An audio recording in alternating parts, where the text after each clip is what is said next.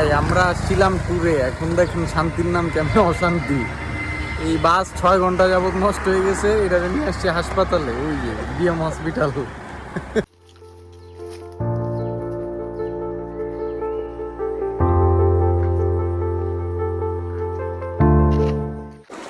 আরো আসো না, পাহাড়ে আসো তোমরা। এই যে দেখো গাইজ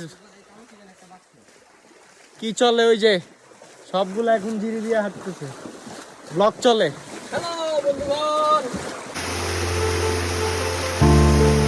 এখন ঝিরিপথ পার হয়ে একটা পাড়াতে একটু রেস্ট করতেছি সবাই, প্রচন্ড টায়ার্ড। কিছু খাওয়া দাওয়া, এই যে দাদারা আছে গাইড।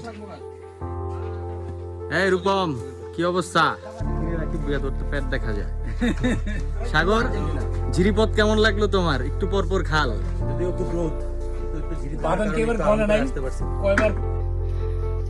বেশ কতক্ষণ হাঁটার পরে, প্রায় 1 ঘন্টার উপর হয়ে গেছে, জিরিপথ পার হয়ে আমরা এখন একটু পাহাড়ের উপরের দিকে উঠতেছি।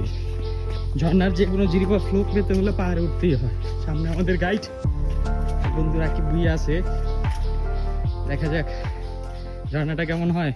ঢাকা বাজার থেকে অলমোস্ট 1 ঘন্টা ঝিরিপথ, অল্প ছোট ছোট পাহাড়ি টিলা পার হওয়ার পর আমরা স্কুলটিতে এসে পৌঁছাইলাম। বাদন এখন খাবার ডিস্ট্রিবিউশন করতেছে। এটা আমাদের লাঞ্চ, আমরা লাঞ্চও করিনি যদিও। সবাই রেস্ট করতেছে, লাঞ্চ করবে। ওই যে দয়াল রূপম। সাগর কোথায়?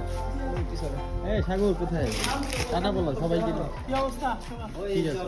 ঝিরির একটা ভয়ানক সুন্দর যেমন জায়গাটা দেখুন, অন্ধকার হয়ে যায় ঝিরিপথ, পাথর পেরিয়ে। পাথরের রাস্তাগুলো খুবই পিচ্ছিল থাকে।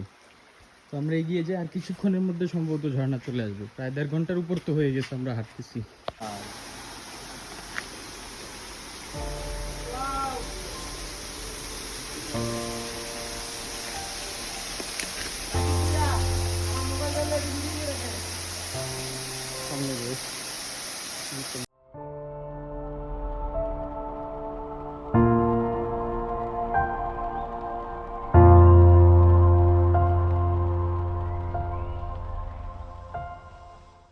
পাহাড়ের সবচেয়ে সুন্দর বিষয়টা হলো এই বিকালের সময়টা।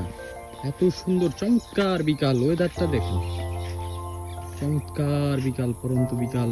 সবকিছু থেমে আসছে, রাত ঘনিয়ে আসবে, আকাশে মেঘ, সুন্দর বিকালটা, অনেক সুন্দর।